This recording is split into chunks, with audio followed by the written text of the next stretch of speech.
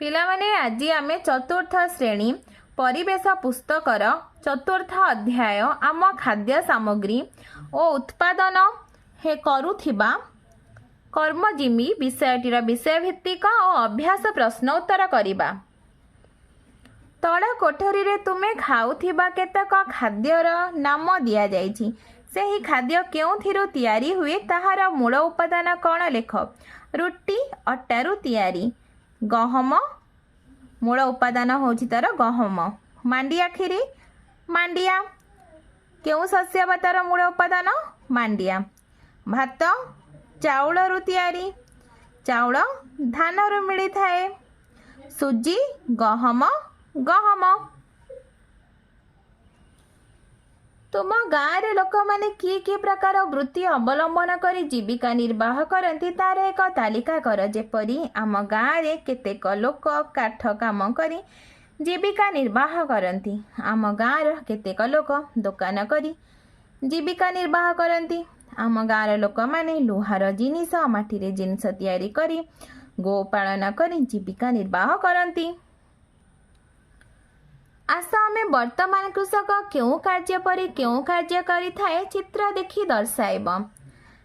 1 number ହଳ କରିବା। ଏହା ହେଉଛି ହଳ କରିବା ପ୍ରଥମେ, ତ ଏଠି ଆମେ 1 ଲେଖିବା। ଏଠି କ'ଣ ନା ତୋଳି ଉପାଡ଼ିବା। 3 ନମ୍ବର ହେଉଛି ତୋଳି ରୋଇବା। 4 ନମ୍ବର ହେଉଛି କୀଟନାଶକ ଔଷଧ ପକାଇବା। 5 ନମ୍ବର ହେଉଛି ଧାନ କାଟିବା। 6 ନମ୍ବର ଶସ୍ୟ ଅମଳ କରିବା। କର୍ମଜୀବୀ କାର୍ଯ୍ୟ ଜୀବନଯାପନ ପ୍ରଣାଳୀ। ମିଠା କାରିଗର ଛେନାରୁ ବିଭିନ୍ନ ପ୍ରକାରର ମିଠା ତିଆରି କରିବା। ଜୀବନଯାପନ ପ୍ରଣାଳୀ ମିଠା ତିଆରି କରି ଦୋକାନରେ ବିକ୍ରି କରିଥାନ୍ତି। ଭୋଜି ରାନ୍ଧୁଣିଆ ବିବାହ ବ୍ରତ ଜନ୍ମଦିନ ଅନ୍ୟାନ୍ୟ ଉତ୍ସବମାନଙ୍କରେ ଖାଦ୍ୟ ପଦାର୍ଥ ରାନ୍ଧିବା।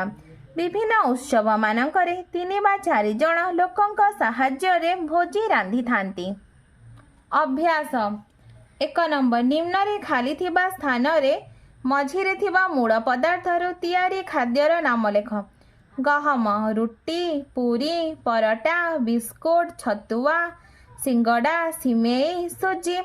ବିରି ପାମ୍ପଡ଼ ବରା ଚକୁଳି ପିଠା ଦୋସା ବଡ଼ି। ସେହିପରି ଦେଖ କ୍ଷୀରରୁ କ'ଣ ସବୁ ତିଆରି ହୁଏ। ଘିଅ ଦହି ଲହୁଣୀ ରାବିଡ଼ି ଛେନା। ମୁଗରୁ ପିଠାପୁର ଡାଲମା ଡାଲି ପାମ୍ପଡ଼। ଧାନରୁ ଖଇ ମୁଢ଼ି ପିଠା ଚାଉଳ ଚୁଡ଼ା।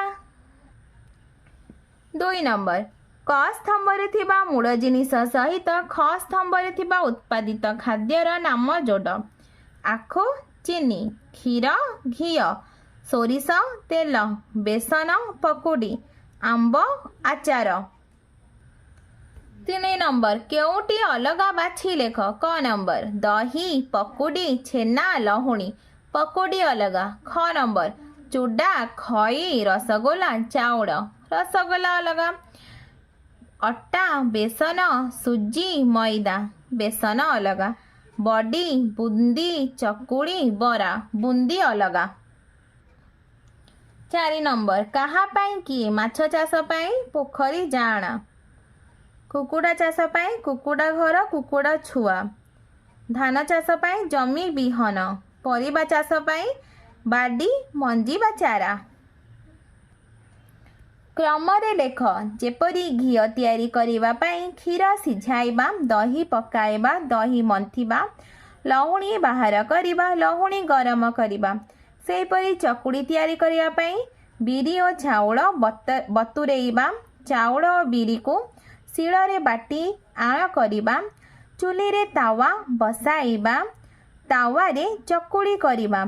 ଛେନା ତିଆରି କ୍ଷୀର ସିଝାଇବା କ୍ଷୀରକୁ ଦହି ବସାଇବା ବସା ଦହିକୁ ଗୋଳାଇବା ଗୋଳା ଦହିକୁ ଗରମ କଲେ ଛେନା ତିଆରି କରିପାରିବା। 6 ନମ୍ବର ଯେପରି ଗହମରୁ ଅଟା ଅଟାରୁ ରୁଟି ସେହିପରି ଲେଖ। ଧାନରୁ ଚାଉଳ ଚାଉଳରୁ ମୁଢ଼ି। ଆଖୁରୁ ଦରୁଆ ଦରୁଅରୁ ଗୁଡ଼। କ୍ଷୀରରୁ ଦହି ଦହିରୁ ଛେନା। 7 ନମ୍ବର ତଳ କୋଠରୀରେ ଥିବା ଜିନିଷଗୁଡ଼ିକ ତଳ ସାରଣୀରେ କେଉଁଠି ରହିବ? ରଖ। ଆଚାର, ଜାମ୍, ଜେଲି, ସସ୍ ପ୍ରସ୍ତୁତ କରାଯାଏ। ସେଓ, ପିଜୁଳି, ଆମ୍ବ, କରମଙ୍ଗା, ଡାଳିମ୍ବ, ବରକୋଳି। ଖରାରେ ଶୁଖାଇ ନିମପତ୍ର, ବେଗୁନିଆ ପତ୍ର ପକାଇ ରଖାଯାଏ। ଧାନ, କୋଳଥ, ମାଣ୍ଡିଆ, ବିରି, ମୁଗ। ଶୀତଳ ଭଣ୍ଡାରରେ ରଖାଯାଏ। କୋବି, ପିଆଜ, ଆଳୁ, ବିଲାତି ବାଇଗଣ। 8 ନମ୍ବର। କୃଷକ କୃଷି କାର୍ଯ୍ୟ ପାଇଁ କେଉଁ କେଉଁ ବୃତ୍ତିଧାରୀଙ୍କ ଉପରେ ନିର୍ଭର କରେ?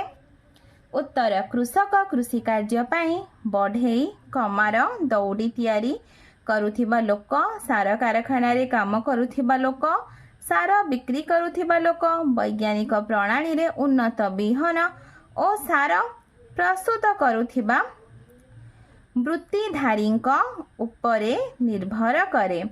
ପିଲାମାନେ, ତୁମକୁ ଭିଡ଼ିଓଟି ଭଲ ଲାଗିଲେ ଲାଇକ୍ ଆଣ୍ଡ ସବସ୍କ୍ରାଇବ୍ କରିବ ଓ ନିଜ ସାଙ୍ଗ ପିଲାମାନଙ୍କ ସହିତ ସେୟାର ମଧ୍ୟ କରିବ।